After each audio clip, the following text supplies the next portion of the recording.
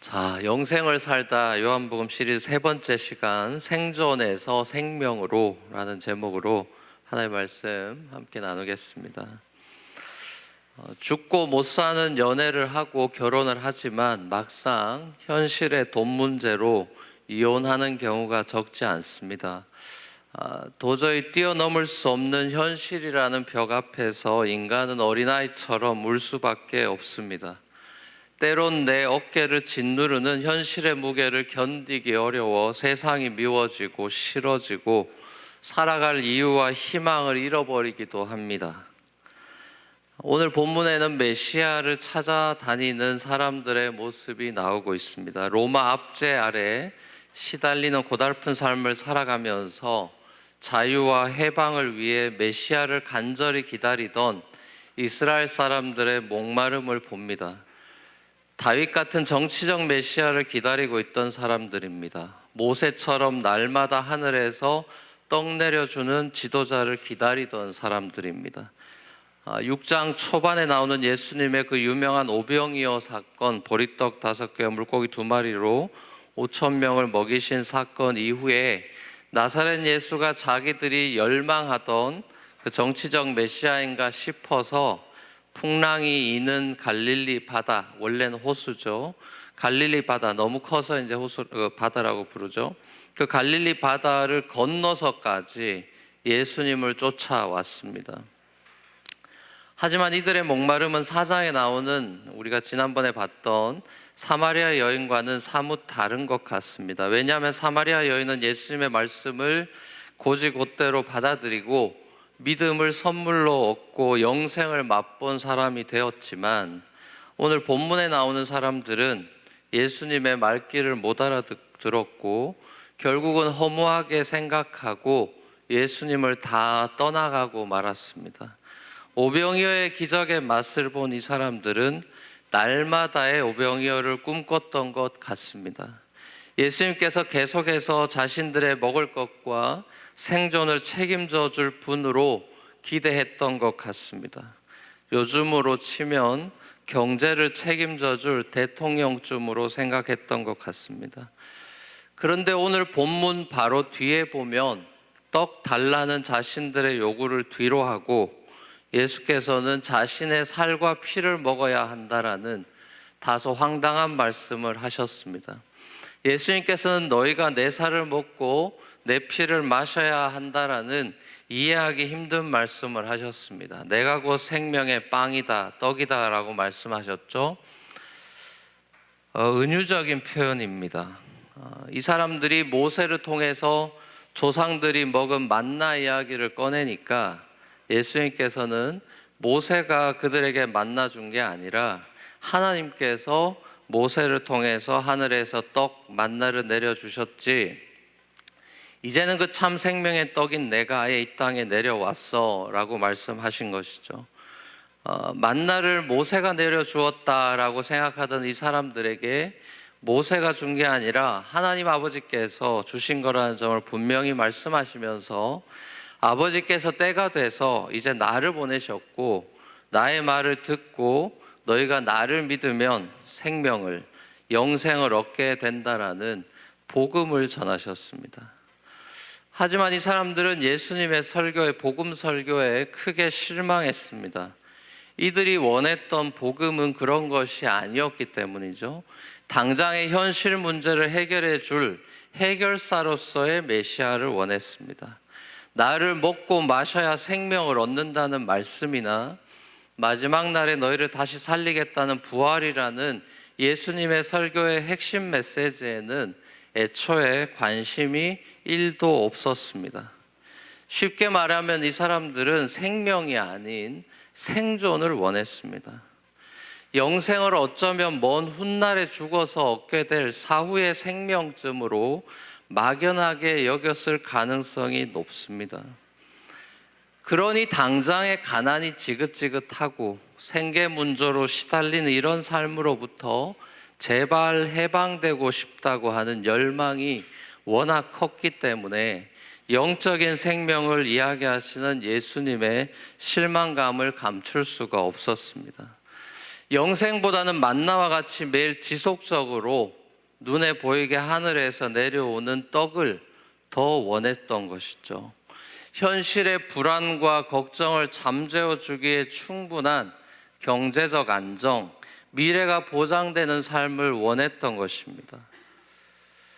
어떻습니까, 여러분? 이들의 실망이 어느 정도 이해가 되고 공감이 되지 않습니까? 우리도 이런 모습이 있지 않나요? 예수님보다는 예수님이 주시는 콩고물에 더 관심이 있지 않습니까? 우리의 기도의 많은 부분이 떡에 관한 것이 아닙니까? 오늘 본문이나 예수님의 설교들에는 사실 우리에게 일용할 양식이 필요 없다라고 말씀하신 적은 단 한 번도 없습니다. 생계 문제 그거 별거 아니야 라고 말씀하신 적도 없습니다. 오히려 예수님은 수고하고 무거운 짐진 자들아 다 내게로 오라 라고 초대하셨죠. 우리의 현실의 문제를 결코 가볍게 여기지 않으시죠. 인간으로 살아가는 한 떡이 필요하고 생존은 만만치 않은 일임을 잘 아십니다. 오죽하면 주기도문에서 예수님께서는 일용할 양식을 날마다 구하라라고까지 가르치셨겠습니까? 직장을 구하고 이직을 하고 비자를 구하고 배우자를 구하고 임신을 구하는 기도는 잘못된 것이 아니라 필요한 기도입니다. 하지만 우리가 구하는 것이 단지 내 개인의 행복과 더 편안한 삶과 미래가 보장된 삶을 원하는 것에 관심이 온통 사로잡혀 있다면 우리는 다시 한번 생각해 봐야 한다는 것이죠. 먼저 우리가 구해야 할 중요한 것이 있다라는 사실을 내가 잊고 살아가고 있는 건 아닌지 우리 자신의 삶을 예수님의 말씀을 들으면서 다시 찬찬히 돌아봐야 할 것입니다. 이 대목이 사실 올해 우리 교회 주제 말씀이자 또 산상수훈의 핵심 메시지인 마태복음 6장 33절에 나오는 먼저 그의 나라와 그의 의를 구하라 라는 말씀과도 연결되는 메시지일 것입니다. 많은 경우 우리는 잘못된 기대를 가지고 예수님께 나아갔다가 급 실망합니다. 기도 생활에 낙심이 찾아오는 경우도 거의 그러한 이유 때문입니다. 정욕에 쓰려고 잘못 구하고서 하나님께서 응답해 주시지 않았다라고 하나님께 삐집니다. 예수를 믿는다는 것, 예수를 믿어서 영생을 얻는다는 것은 사실상 우리의 형편이 바뀌는 것이 아니라 우리의 기대와 소망이 달라진다는 것입니다. 예수를 믿으면 당장 가난에서 해방돼서 잘 살게 되는 것이 아니라 가난이라고 하는 환경 속에서도 기대하는 소망이 달라지게 됩니다. 이스라엘 백성들이 애굽에서 출애굽했더니 오히려 먹을 것이 더 부족했습니다. 경제적 형편만 따지고 보면 광야가 이집트만 못합니다. 구원 이후가 구원 전보다 못해요. 하지만 광야의 시간들을 통과하면서 사람이 떡으로만 사는 것이 아니라 하나님의 말씀으로 사는 법을 배운 뒤에는 다시 또 가나안이 그들 눈앞에 펼쳐집니다. 신자의 삶에 있어서 경제적 형편이라고 하는 것도 다 때가 있는 것이죠. 바울도 고백하듯이 가난할 때가 있고 부유할 때도 있는 것입니다. 우리의 삶의 환경은 계절처럼 늘 변하기 마련입니다. 영국의 무대처럼 우리 삶의 무대의 배경은 언제나 변하는 법입니다. 배경이 중요한 것이 아니라 배우가 중요한 것 아니겠습니까? 그 세팅에서 누가 어떻게 연기하느냐, 그 세팅에서 연극이라는 인생의 주인공인 자신이 자기 인생을 어떻게 살아가느냐가 중요할 것입니다. 때론 배우가 감독을 탓하기도 할 것입니다. 무대 배경이 마음에 들지 않을 수 있어 투덜대기도 할 겁니다. 조명이 어둡다고 불평을 내뱉기도 할 것입니다. 동료 배우들이 안 도와준다고 연기 제대로 안 한다고 불만을 터뜨리기도 할 것입니다. 하지만 중요한 것은 내가 맡은 배역을 연극의 완성도를 높이기 위해서 막이 내릴 때까지 최선을 다해 잘 감당해내는 것입니다. 무대 배경이라고 하는 것은 내가 바꾸는 것이 아니라 감독이 바꾸는 것이죠. 우리 삶의 환경은 내가 바꾸는 것이 아니라 주님이 바꾸시는 것입니다. 계절을 내가 바꾸는 게 아니라 주님이 바꾸듯이 말입니다. 우리 인생의 계절을 주님이 바꾸십니다. 봄일 때가 있고 여름일 때가 있고 가을일 때가 있고 겨울일 때가 있는 것입니다. 위로부터 다시 태어난 거듭난 사람, 나중에 진짜 거듭나게 된 니고데모 같은 사람처럼 우리 인생의 감독이, 주인이 따로 있다는 사실을 기억해야 한다는 말입니다. 예수님의 살과 피를 마신다는 예수님의 설교를 모두가 이해하지 못하고 떠나버렸을 때 베드로는 예수님을 먹고 마신다는 것이 예수님이 그 영생의 말씀을 듣고 순종하는 것이라는 것을 알아차렸습니다. 그리고 그것이 6장 전체의 결론이기도 합니다. 그리고 이것이 나중에 우리가 살펴보게 될 15장에 나오는 포도나무와 가지 비유의 핵심 메시지이기도 하죠. 내 말을 듣고 지키는 사람이 예수를 사랑하는 사람이다 라고 말씀하지 않습니까? 열매 맺는 풍성한 인생, 영생을 누리는 삶이라는 것은 결국 예수님의 말씀을 듣고 지키는 삶이라고 요한복음은 가르칩니다. 이것이 생존의 삶을 넘어선 생명의 삶이라고 요한은 주장합니다. 그러니까 생명의 삶이란 무엇입니까? 제가 한번 오늘 메시지에서 이렇게 그냥 간단하게 정리를 했습니다. 부족한 문구겠지만 그래도 오늘 본문에서 주시는 메시지를 한 문장으로 적어봤습니다. 생명의 삶이 뭐냐? 같이 한번 읽어볼까요? 시작.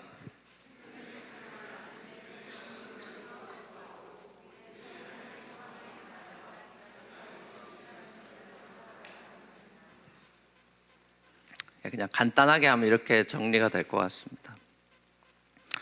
믿음의 선물을 위로부터 받는 것이고 우리의 삶의 소망이 변하고 이 땅에서 예수님의 말씀대로 살아가는 삶, 그것이 생명의 삶이라고 할 때 요한복음에서 예수님의 말씀의 핵심이 뭐냐? 그럼 예수님의 말씀대로 산다고 할 때 예수님의 말씀의 핵심은 요한복음이 주장하는 것은 사랑입니다. 예수님께서 새 계명을 주시죠. 서로 사랑하라는 말씀을 주셨습니다. 요즘 한국 정치와 또 종교계가 정말 한참 시끄러운 것 같습니다. 역사의 배경 무대가 어두운 때에 우리가 배우로 서 있는 것 같습니다. 정치 지도자나 종교 지도자가 도덕적으로 행한 그런 부끄러운 일들이 하나하나 빛 가운데 드러나고 있습니다. 특별히 그동안 서서히 진행되어 오던 교회들의 세속화가 본물 터지듯이 이런저런 모양으로 나타나고 있는 것을 봅니다.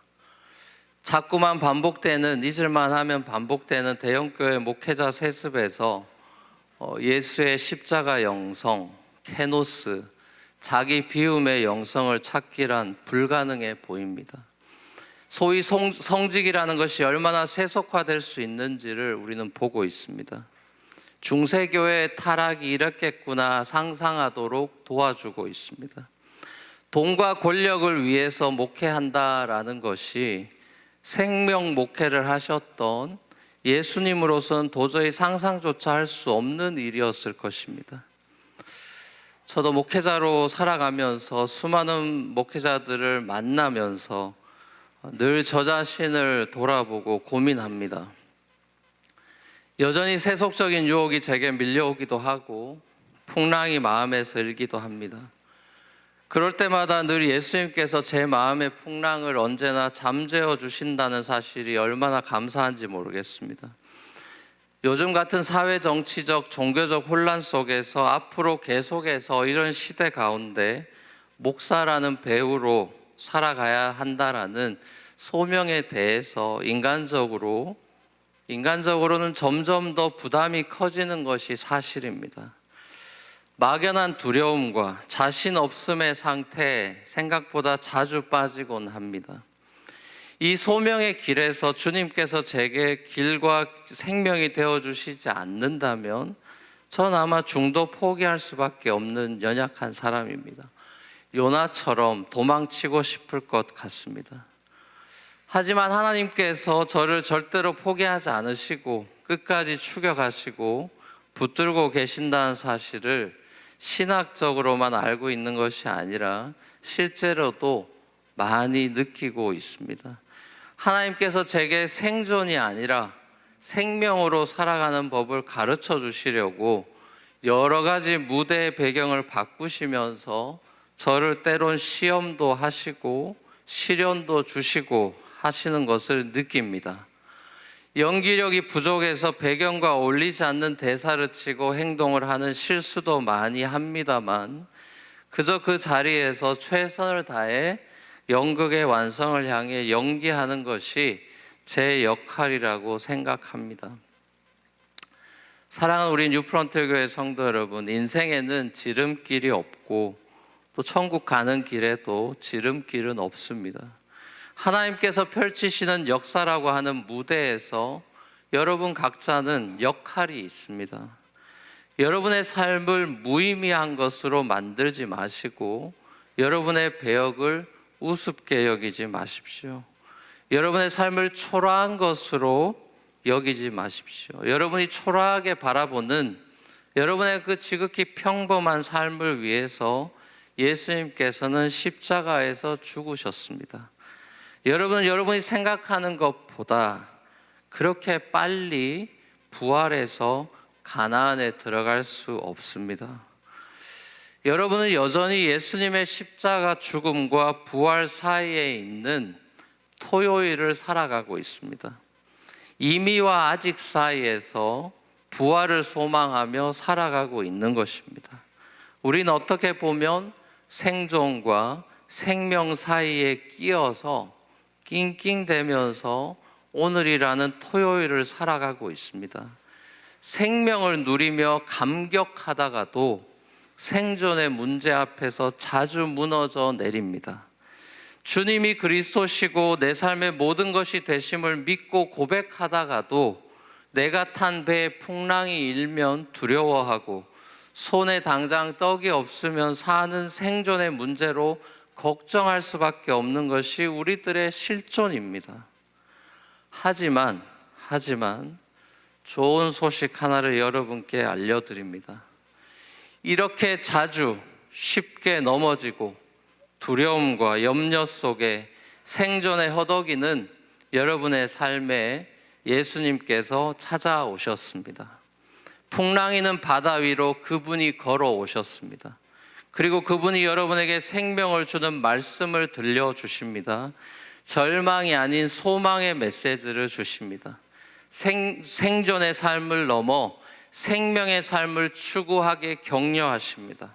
광야 같은 세상에서도 노래를 잃지 않는 하나님 아버지의 자녀로 여러분을 빚어가십니다. 여러분에게 슬픔 대신 기쁨을, 재 대신 화관을, 근심 대신 찬송의 옷을 입혀주십니다. 그렇게 여러분은 하나님의 자녀답게 이 땅에서 살아가는 법을 배우고 익히게 될 것입니다. 그렇게 한 걸음 한 걸음 내딛다 보면, 최선을 다해 연기하다 보면 언젠가 무대의 커튼이 내려지게 될 날이 다가와 있을 것입니다. 그렇게 연기가 끝나고 청중들의 우레와 같은 박수 소리가 끝나면 우리는 감독으로부터 최고의 칭찬을 받게 될 것입니다. Well done, good and faithful actor. 그때 여러분은 더 이상 아픔과 눈물이 없는 곳에서 부활한 몸으로 새하늘과 새 땅에서 영원한 삶을 살게 될 것입니다. 하나님이 만드신 무대 위에 배역이 주어지고 그분의 말씀을 들을 수 있고 그 말씀의 인도하심에 따라 살아갈 수 있는 지극히 큰 영광을 얻게 된 여러분을 진심으로 축하드립니다. 여러분의 삶은 여러분이 생각하는 것보다 훨씬 더 소중하고 값지고 살만한 가치가 충분한 삶입니다. 영생의 삶으로 초대된 여러분의 삶을 진심으로 축복합니다. 생존을 넘어 생명으로 나아가는 여러분의 삶에 예수님의 은혜와 평강이 넘쳐나기를 주님의 이름으로 축원합니다.